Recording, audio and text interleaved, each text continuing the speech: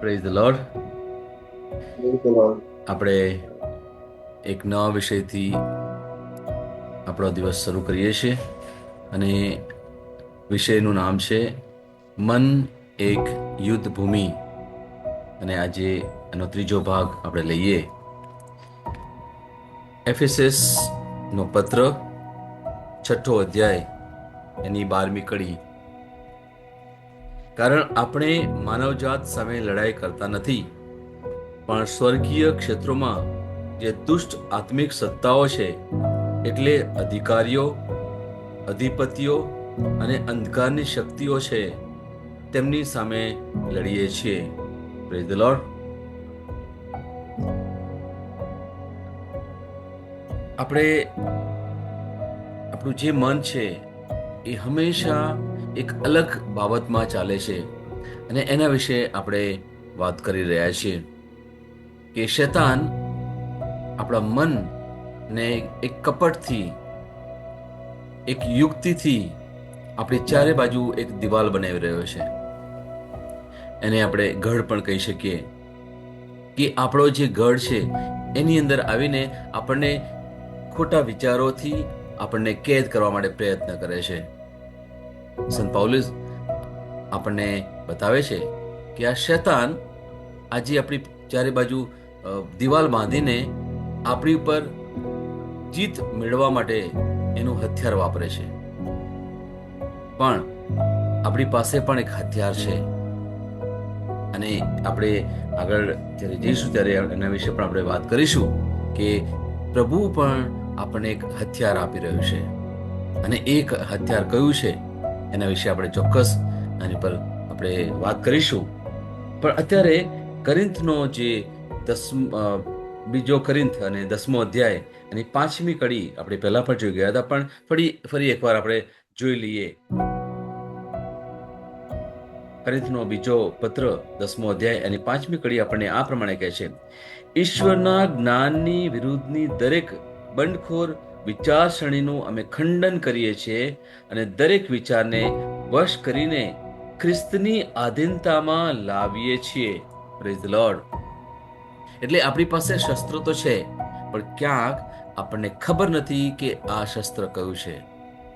જેમ જેમ આપણે આગળ વધતા જઈશું એમ આપણે એને વિશે પણ વાત કરીશું અને આપણે એક સમય એક એવો આવશે કે આપણે સાચા સૈનિક તરીકે આપણે શૈતાનની સામે ઉભા રહીશું અને આપણે રોજની જે લડાઈ છે આપણે લડીશું અને આપણે એમાં વિજય પામીશું, એમાં જીત પામીશું. અને એ કરવા માટે આપણે થોડી આગળ વાત કરીએ કે આપણે અત્યાર સુધીમાં શું વાત કરી. કે સૌથી પહેલા કે આપણે એક યુદ્ધ લડી રહ્યા છીએ. બીજા નંબરે આપણો જે શત્રુ છે, આપણો જે દુશ્મન છે એ છે શૈતાન. ત્રીજું કે આપણે એક યુદ્ધ ભૂમિ પર છીએ. ચોથું, આપણા મનમાં જે દિવાલ છે યા એક ગઢ છે એ કરવા માટે, એને તૈયાર કરવા માટે શૈતાન પોતાની એક ચાલાકી વાપરીને આપણા મનમાં કામ કરી રહ્યો છે. પાંચમું કે એ પોતાની એક રણનીતિ દ્વારા એ એક ચતુરાઈથી, એક કહેવાય ને કે એક કપટથી, એક યોજનાપૂર્વક આપણા મનમાં કામ કરી રહ્યો છે. અને છઠ્ઠું, એને કોઈ જલ્દી નથી, એને બહુ ધીરજ છે. એની યોજના એક એવી છે એ જ્યાં સુધી એ પાર ના પડે ત્યાં સુધી આપણને કંઈક ને કંઈક રીતે પકડવા માટે પ્રયત્ન કરે છે. એટલે એ પૂરતો સમય લે છે. હવે આ જે બાબત આપણે જે 6 વાત કરી એને સમજવા માટે એક દ્રષ્ટાંત આપણે લઈએ.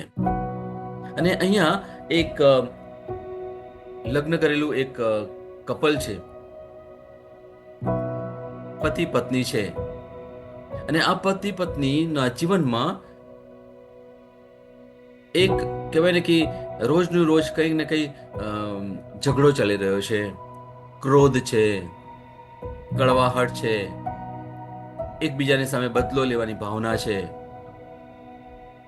એમને 2 બાળકો પણ છે અને આ બંને બાળકો આ પતિ પત્નીના ઝઘડા અને આ જે ઘરમાં જે વ્યવસ્થિત ચાલી નથી રહ્યું એને લઈને જે જે અસ્તવ્યસ્ત જે જીવન ચાલી રહ્યું છે એને લઈને આ બાળકોની ઉપર પુષ્કળ અસર પડેલી છે. અને આ અસર એમની જે સ્કૂલમાં પણ એમને દેખાઈ રહી છે, એમના વ્યવહારમાં, એમના અભ્યાસમાં, એમના જે મિત્રો છે એમની વચ્ચે આ બાળકોની ઉપર આ પુષ્કળ અસર થઈ ગઈ છે. અને એમાં એક બાળક છે એને એક પેટનો રોગ પણ થઈ ગયો. હવે આ જે પત્ની છે એની જે સમસ્યા શું છે, એનો પ્રશ્ન શું છે કે એના પતિ જે હુકમ ચલાવે છે ઘરમાં, કે પતિને તો હુકમ કરવાનો તે કહેવાય ને હક છે, એ એને નથી ગમતું. એ પોતાને માને છે કે કેમ નહીં હું ઘર ચલાવું, હું પતિ ઉપર મારો હુકમ ચલાવું, હું બાળક ઉપર હુકમ ચલાવું, બધા મારા કબજામાં રહે. હું એક નોકરી કરવા પણ માંગુ છું જેથી મારી પાસે મારા પોતાના પૈસા હોય, જેથી હું ઘરમાં લોકોની પર અધિકાર ચલાવી શકું. અને આમ કરતા કરતા એના જે મોઢામાંથી શબ્દો પણ નીકળે છે એ પણ કડવા શબ્દો છે. પોતે આત્મનિર્ભર થવા માટે પ્રયત્ન કરે છે. હવે આ સમયમાં આપણે વિચારીએ કે આ પત્નીએ શું કરવું જોઈએ. આપણે કહીશું કે એમણે ઈસુને ઓળખવા જોઈએ, અને ઈસુને ઓળખે તો એનું જીવન બદલાઈ જાય. પત્ની ઈસુને છેલ્લા 5 વર્ષથી જાણે છે. એમણે ઈસુને ઓળખ્યા અને બહુ જ સરસ રીતે અપનાવી પણ લીધા. અને આ એના પતિ સાથે એણે છેલ્લા 3 વર્ષથી લગ્ન કરેલું છે. આ શું એનો અર્થ શું કહી શકાય કે ઈસુને મળ્યા પછી શું એનો ઉદ્ધાર થઈ ગયો? પણ પત્નીના જીવનમાં કોઈ પરિવર્તન નથી આવ્યું. પરિવર્તન આવ્યું છે, કયું છે કે એને વિશ્વાસ એ છે કે એક દિવસ એ પોતે સ્વર્ગમાં જશે.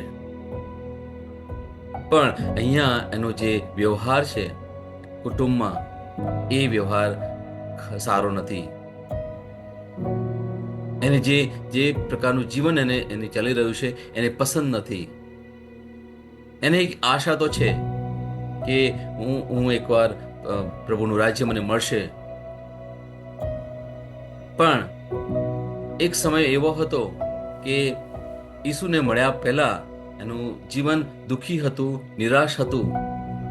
પરંતુ આજે પણ એ દુઃખી છે. પત્નીને ખબર છે કે એનો વ્યવહાર સારો નથી, એ જે બોલે છે એ સારું નથી. એ બદલવા માટે પ્રયત્ન કરી રહી છે. એણે કોઈ વ્યક્તિની સલાહ પણ લીધી, કોઈ કાઉન્સિલર પાસે ગઈ અને એણે પોતે બતાવ્યું કે મારામાં બહુ જ ગુસ્સો છે, હું લોકોનો વિરોધ કરું છું, મારામાં કડવાહટ છે, હું લોકોને જલ્દી માફી નથી આપી શકતી, અને આ બધી આદતો પર મારે વિજય મેળવવો છે, જીત મેળવવી છે. એણે ઘણી બધી પ્રાર્થનાઓ પણ કરાવડાવી અલગ અલગ લોકો પાસેથી, છતાં પણ એના જીવનમાં કોઈ ફરક નથી પડ્યો. એક આપણે રોમિયોનો 12મો અધ્યાય અને એની બીજી કડી આપણે વાંચીએ. બાઇબલ શું કહે છે? આ દુનિયાના ધોરણોને અનુસરશો નહીં, પરંતુ ઈશ્વરને તમારા મનનું પૂરેપૂરું પરિવર્તન કરીને તમારું આંતરિક રૂપાંતર કરવા દો. ત્યાર પછી જ તમને ઈશ્વરની ઈચ્છાની ખબર પડશે કે શું સારું છે, ઈશ્વરને શું ગમે છે અને સંપૂર્ણ તથા યોગ્ય શું છે. Praise the lord. પત્નીને મનમાં એક કહેવાય છે કે દિવાલમાં એક છે, એક એવો ગઢ બંધાઈ ગયો છે, અને વર્ષોથી એ જ પ્રકારની લાગણીઓમાં છે. એને ખબર નથી પડતી કે હું અહીંયા કેવી રીતે પહોંચી ગઈ. એનો જે પ્રકારનો સ્વભાવ છે અત્યારે ઘરમાં અને બહાર પણ, એનો ચીડચીડો સ્વભાવ, એને ગુસ્સો કરવાનો સ્વભાવ, નારાજ થવાનો સ્વભાવ, કોઈ કંઈક સારું બોલે છતાં પણ એને ઊંધા અર્થમાં લઈ લેવાનો સ્વભાવ, પતિ જે પ્રમાણે ઘરને ચલાવી રહ્યો છે એ પતિને નીચે પાડીને, એના શબ્દોથી, એના વ્યવહારથી નીચે પાડીને પોતે પતિનો જગ્યા લેવા માટે પ્રયત્ન કરે, આવો સ્વભાવ. એને ખબર નથી પડતી કે આ જે કંઈ ચાલી રહ્યું છે મારે નથી કરવું, છતાં પણ હું કેવી રીતે કરી રહી છું, મારા મનમાં આવું બધું કેમ આવી રહ્યું છે, હું આ પ્રકારનું વર્તન કેમ કરું છું, એને ખબર નથી પડતી. ઘણું બધું એને કરાવ્યું છતાં પણ પ્રાર્થના કરે, લોકોની આગળ પ્રાર્થના કરાવે, લોકોને મળીને સલાહ પણ લીધી, છતાં પણ જેટલું પરિવર્તન આવવું જોઈએ એટલું પરિવર્તન એના જીવનમાં આવ્યું નહીં.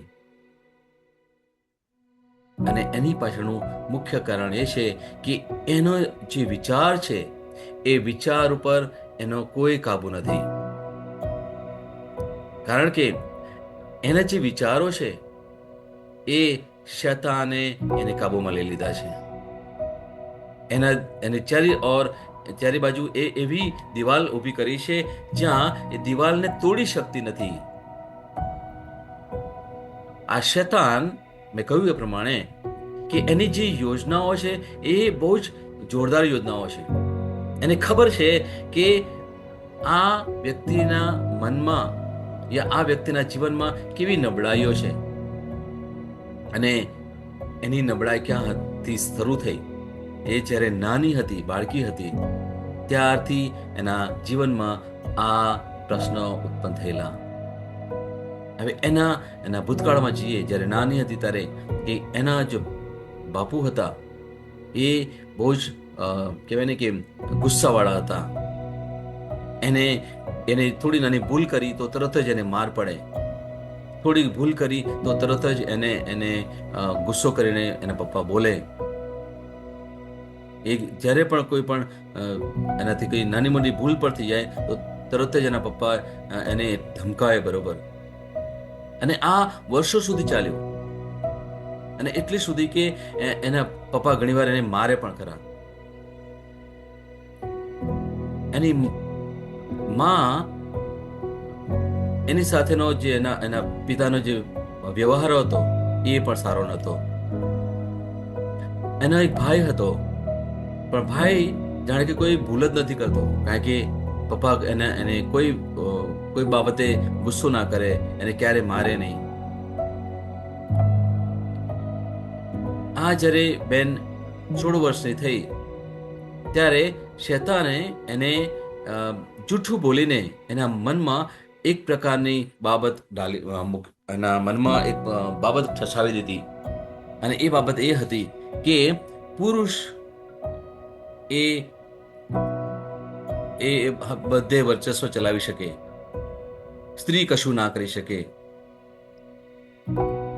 એને હવે ધીરે ધીરે પુરુષ ઉપર વિશ્વાસ ઉઠી ગયો.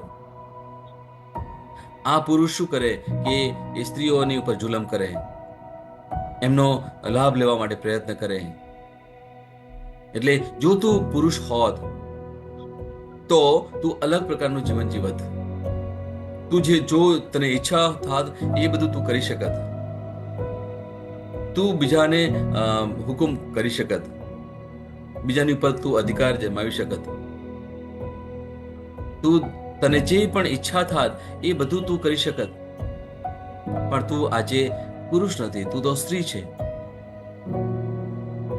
અને એને મનમાં એવી બાબત ઠસી ગઈ કે પુરુષ સ્ત્રીઓ ઉપર જુલમ કરનાર લોકો છે, પુરુષ ઉપર વિશ્વાસ ના કરી શકાય. અને પરિણામ શું આવ્યું? એને મનમાં એક બાબત ઠસાવી દીધી કે હું અહીંયાથી જતી રહીશ, અને પછી મારું જીવન આખું બદલાઈ જશે. શૈતાને એના મનમાં તો એક યુદ્ધ તો ચાલુ કરી દીધું હતું, અને વર્ષો સુધી એના મગજમાં ઘણી બધી એવી બાબતો ચાલી રહી હતી. એના મનમાં એવું હતું કે હું હવે લગ્ન કરી લઉં તો પછી એક હું સુંદર સુશીલ પત્ની તરીકે મારું વ્યવહાર ચલાવીશ, હું અહીંયાથી જતી રહું. અને પોતાની જીવનમાં જે જે મનમાં જે ગળમથલો ચાલતી હતી, જે મનમાં જે બધી જે પ્રકારના જે લાગણીઓ હતી, એ બધું લઈને પછી એ આ એક નવા ઘરમાં આવે છે. એને ખબર નથી, એને લાગે છે કે હવે નવું જીવન શરૂ થયું, પણ શું થયું સાચા અર્થમાં કે આખી પરિસ્થિતિ બદલાઈ ગઈ. એનું જે મનમાં જે કંઈ ચાલી રહ્યું હતું એવું જ ધીરે ધીરે પછી એ ફરીથી નવું જીવનમાં પણ આવું જ કરે છે. એનો ગુસ્સો, એની ઉદાસીનતા, એકલાપણું, નિરાશ થવાની લાગણી, ઉદાસ થવાની લાગણી, ચીડચીડાપણ અને બીજી એવી ઘણી બધી લાગણીઓ એ હવે એના પતિની સામે બતાવવા માટે પ્રયત્ન કરે છે. અને શું થાય છે? ઘરમાં શાંતિ નથી, ઘરમાં પ્રેમ નથી, આનંદ નથી, અને એની અસર આ બાળકો પર પણ પડે છે. એટલે હવે એની ઈચ્છા હોવા છતાં પણ કે મારે હવે સારું બનવું છે, એ બની શકતી નથી. આપણા જીવનમાં કંઈક આવું જ ચાલી રહ્યું છે કે કેમ? ક્યાંક ને ક્યાંક આપણા કુટુંબમાં અશાંતિ છે. આપણા કુટુંબમાં એવું લાગે છે કે મને કોઈ સમજતું નથી. પતિને પણ એવું લાગતું હોય કે પત્ની મારું સાંભળતી નથી, મારી સાથે ઝઘડો કરે છે. પત્નીને પણ એવું લાગતું હોય કે મારો પતિ મારી ઉપર હંમેશા હુકમ ચલાયા કરે છે. બાળકોને પણ એવું લાગતું હોય કે મારા માતા પિતા એ બંનેની વચ્ચે સારો સંબંધ નથી, અને એની અસર બાળકો પર અલગ રીતે પડે છે. બાળકો પણ ગુસ્સો કરે, બાળક પણ એની ઈચ્છા થાય એ પ્રમાણે કરે. એટલે આખું કુટુંબ એક એક કહેવાય ને કે યુદ્ધની ભૂમિ થઈ ગઈ. અને આ કોણ કરે છે? આ શૈતાન મગજમાં આવા વિચારો મૂકીને આખા કુટુંબને તોડવાનો પ્રયત્ન કરે છે. આપણે ખરેખર આ બાબતને સમજીએ છીએ. આજે અલગ અલગ આપણે ભાગ દ્વારા મન એક યુદ્ધ ભૂમિની ઉપર ચર્ચા વિચારણા કરીએ છીએ, ત્યારે આ બાબતથી આપણે સભાન થઈએ કે આપણા કુટુંબમાં શું ચાલી રહ્યું છે. ખરેખર સાચા અર્થમાં શાંતિ છે કે કેમ? આપણા જીવનમાં શું ચાલી રહ્યું છે? સાચા અર્થમાં મારા જીવનમાં પ્રભુનો સાચો આનંદ છે કે કેમ? હું રોજ યા સમયે સમયે હું દેવળમાં તો જઉં છું, હું સમયે સમયે રોષાળ પણ બોલું છું, હું સમયે સમયે પ્રાર્થના પણ કરું છું, હું શક્ય હોય ત્યારે કોઈની સલાહ પણ લઉં છું. પણ સાચા અર્થમાં શું મારા કુટુંબમાં પ્રભુની શાંતિ છે? શું મારા જીવનમાં પ્રભુની શાંતિ અને આનંદ છે? શું મારા દિલમાં પ્રભુનો સાચો આનંદ છે, પ્રેમ છે? મારા વાલાઓ, જો ક્યાંક ને ક્યાંક આપણું જીવન અવ્યવસ્થિત હોય તો આપણે એ બાબતો પર વિચાર કરવો પડે. પ્રભુની આગળ આપણે પ્રાર્થના કરીએ કે પ્રભુ, મને સભાન કરો, મને સભાન એ બાબતથી કરો કે મારા મગજમાં શું ચાલી રહ્યું છે, અને આ જે કંઈ ચાલી રહ્યું છે એ ક્યાંથી આવ્યું છે, એનું મૂળ ક્યાં છે. કદાચ હું જ્યારે નાનો હતો અથવા નાની હતી ત્યારે ક્યાંક ને ક્યાંક શૈતાને મારા મગજમાં એવો વિચાર મૂકી દીધેલો. હું નાનો હતો અથવા નાની હતી ત્યારે મારા જીવનમાં એવું કંઈ થઈ ગયું, એવા કંઈ અનુભવ થયા, મારા કુટુંબ દ્વારા હોઈ શકે, મારા માતા પિતા દ્વારા હોઈ શકે, મારા સગા સંબંધીઓ દ્વારા હોઈ શકે, યા બહારની કોઈ પણ વ્યક્તિ દ્વારા હોઈ શકે. એવી પરિસ્થિતિ હોઈ શકે જ્યાં શૈતાને મારા મનનો કબજો લઈ લીધો, મારા મનમાં એવી દિવાલો ઊભી કરી દીધી કે હું એ દિવાલને તોડીને બહાર નથી નીકળી શકતો. પ્રભુ, મને સભાન કરો. પ્રભુ, તમે મને સહાય કરો. મને આ દરેક બાબતથી જાગૃત કરો.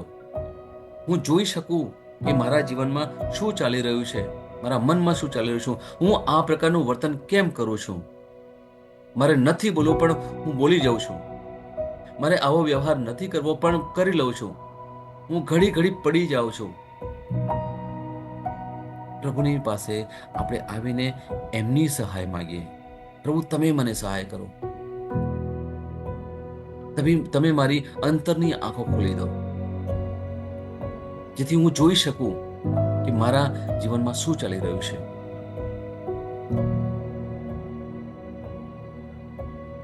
Praise the lord.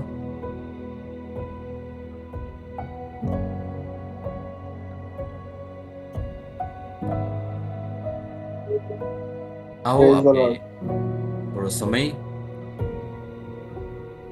આપણે ઘોષણા કરીએ આપણી શ્રદ્ધાની.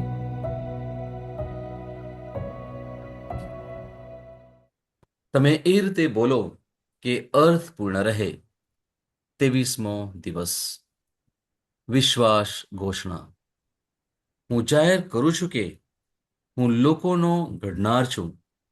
હું અન્ય લોકોને તેમના ક્ષેત્રમાં લાવવા અને તેમના સપના સાકાર કરવામાં મદદ કરવા માટે તથા પ્રોત્સાહિત કરવાની તકો શોધું છું.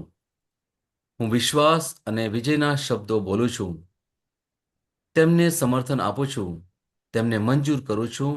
તેમને જણાવું છું કે તેઓ મૂલ્યવાન છે. હું તેમની મહાનતાના બીજને બોલાવું છું. તેમને ઊંચો કરવામાં અને ઈશ્વરે તેમને જે બનાવવા માટે બનાવ્યા છે તેમાં મદદ કરું છું. હું ખ્રિસ્તમાં જૂના સ્થાનો બાંધવા, ઘણી પેઢીઓના પાયાને ઊભા કરવા માટે સજ્જ છું. હું ભંગાણનો સમારકામ કરનાર છું. રસ્તાને પુનઃસ્થાપિત કરનાર છું, જ્યાં બધા ખ્રિસ્તના જ્ઞાનમાં રહે છે. આ મારી ઘોષણા છે. દૈવી સ્વાસ્થ્ય કબૂલાત.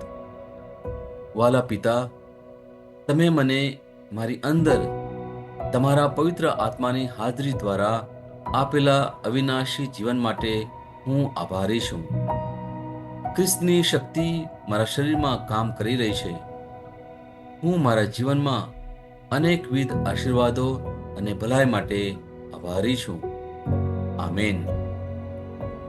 હું જે પણ ઈશ્વરના નામ પર બોલું તે થશે જ. હું મજબૂત છું. હું તંદુરસ્ત છું. હું ધન્ય છું. હું સમૃદ્ધ છું. હું શક્તિશાળી છું. હું અભિષિક્ત છું. હું મુક્ત છું. હું પ્રભુનો વિશ્વાસી છું. હું પ્રભુ અને મનુષ્ય દ્વારા પ્રિય છું. હું જે જોઉં છું તે નથી બોલતો, પણ જે જોવા માંગુ છું તે બોલું છું. હું એક અવિભાજ્ય બીજ છું. હું મારા પ્રભુના ઘરમાં સારી જમીન પર રોપાયો છું. હું મારા ઈશ્વરની વાડીમાં નારિયેળના ઝાડની જેમ ફૂલું ફાલું છું. હું ખરા સમયમાં મબલક પાક આપું છું. હું પ્રભુમાં તાજા લીલા વૃક્ષો જેવો છું. હું વૃદ્ધાવસ્થામાં પણ ફળધારક રહીશ. મારા પાન કદી નહીં કરમાય. હું જે પણ પ્રભુ ઈસુના નામમાં કામ કરીશ તેમાં સફળ થઈશ. ઈસુના નામમાં વસ્તુઓ હંમેશા મારા માટે કામ કરી રહી છે. હું ખ્રિસ્ત ઈસુમાં દરેક આત્મિક આશીર્વાદ મેળવનાર છું. હું મારા મનને ખ્રિસ્તના મન જેવું સંપૂર્ણ થવાનું કહું છું અને તેને નિર્દેશ આપું છું કે તે પ્રભુના વચનો દ્વારા ચાલે. હું મારા રજ્જુ અને ચેતાને જીવનની વાત કરું છું. હું મારા સ્નાયુઓ અને અસ્થિબંધન માટે તાકાત બોલું છું. હું મારા હૃદય સાથે જીવન શક્તિની વાત કરું છું. હું સામાન્ય શ્વાસની પ્રક્રિયા જાળવવા માટે મારા ફેફસા અને પેશીઓ સાથે વાત કરું છું. મારી કિડની, યકૃત અને સ્વાદુપિંડને સંપૂર્ણ સ્વાસ્થ્ય અર્પું છું. મારા લોહીના દરેક કોષમાં જીવન છે. મારા હાડકાં સાદા અને નાજુક અસ્થિઓ ગોઠવાયેલા, મજબૂત અને મક્કમ છે. મારી આંગળીઓ ઉત્તમ રીતે કાર્ય કરે છે. મારી આંખોનું તેજ સારું છે. મારા કાન શ્રેષ્ઠ રીતે કાર્ય કરે છે. મારી ત્વચા નવા જન્મેલા બાળક અને ઈશ્વરની સુંદરતા જેવી મુલાયમ અને તંદુરસ્ત છે. મારા વાળના મૂળ સજ્જડ છે. હું મારા વાળને મજબૂત રહેવાનો આદેશ આપું છું અને જ્યાં વૃદ્ધિની જરૂર હોય ત્યાં હું વાળ ઉગવાનું કહું છું. મારા દાંત, અવાળા, જડબા, રક્તવાહિની બધું જ સ્વસ્થ, મજબૂત અને સંપૂર્ણ છે. મારા બધા હોર્મોન્સ અને ન્યુરોકેમિકલ ટ્રાન્સમીટર એકબીજા સાથે સંપૂર્ણ સુમેળમાં છે અને તેમના કાર્યોને સામાન્ય રીતે ચલાવી રહ્યા છે. મારું પાચન તંત્ર તંદુરસ્ત છે, તમામ ખોરાકને પચાવવા સક્ષમ છે.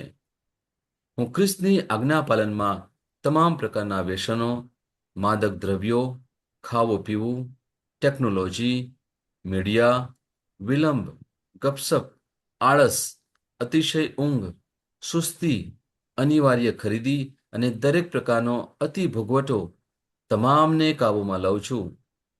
જેમ ઈસુ છે તેવો જ હું છું. મારી પ્રજનન પ્રણાલી પૂરતી માત્રામાં અને સારી ગતિશીલતા દ્વારા શુક્રાણુનું ઉત્પાદન અને જમા કરી રહી છે. બહેનો માટે મારી પ્રજનન પ્રણાલી સમયસર ઈંડા કોષો ઉત્પન્ન કરે છે તથા જન્મ સુધી ગર્ભનું રક્ષણ અને પોષણ કરે છે. મારા અંગની દરેક પેશીઓ સંપૂર્ણ રીતે કાર્ય કરે છે અને હું મારા શરીરમાં કોઈ પણ ખામી કે ખોડખાપણને નકારું છું. મારી સંપૂર્ણ માનવ શરીર રચના અને શરીર વિજ્ઞાન ખ્રિસ્ત ઈસુમાં પૂર્ણ થયેલ છે. ઈસુના નામે હાલેલુયા, આમીન. ઈશ્વર પિતા મને પ્રેમ કરે છે, હું જાણું છું. ઈશ્વર પુત્ર મને પ્રેમ કરે છે, હું જાણું છું. ઈશ્વર આત્મા મને પ્રેમ કરે છે, હું જાણું છું. ઈસુની જય. ઈસુની જય. આવો આપણે અન્ય ભાષામાં પ્રભુ સાથે વાત કરીએ. Hallelujah, hallelujah, hallelujah, hallelujah,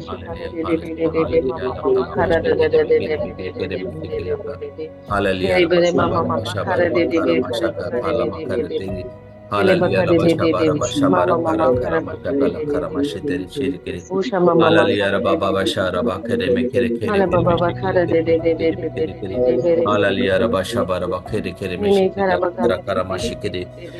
Holy, holy, holy, hallelujah, lava karama shekere me shekele kara shara bashawara bashigiri bigiri bashawara balaki lir barama shala karama kero puro me shekele me jara bashara tira karama shitode rimara mashone dara batino likri be ara tara shurira barama shor be kalama tira yara kara karama shekila ribar bashoboro ma karama turi yara hattene nala kalara mashutiya bare bara baturi ma kuliri dara mashara klira matar Karabashitula Bari, Rira Barabasho Baramaturi, Bala Karatir, Shiritori Mashalikari, Halalia Ramashali Karamashali Kadibira Baturima, Tina Karatilia, Ribar Bashorima, Talakaramashatura Bakalakariatari, Halalia Ramasha Karamashi, Karamashi, Halaria Rabasha Barabashik, Karabashakari, Halaria Rabasha Barabashikari, Vishikari, Karamalakante, Halaria Rabashabara Karamasakala Karamasiki,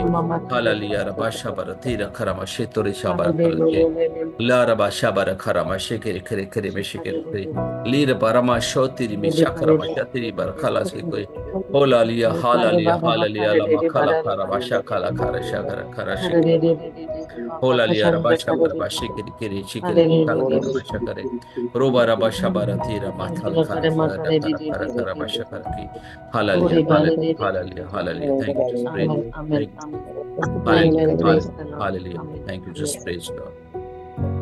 પિતા પરમેશ્વરનો આભાર હો, પુત્ર ઈશુનો આભાર હો, પવિત્ર આત્માનો આભાર હો, પવિત્ર ત્રૈક્યનો આભાર હો. Praise the Lord. Praise the Lord. Thank you.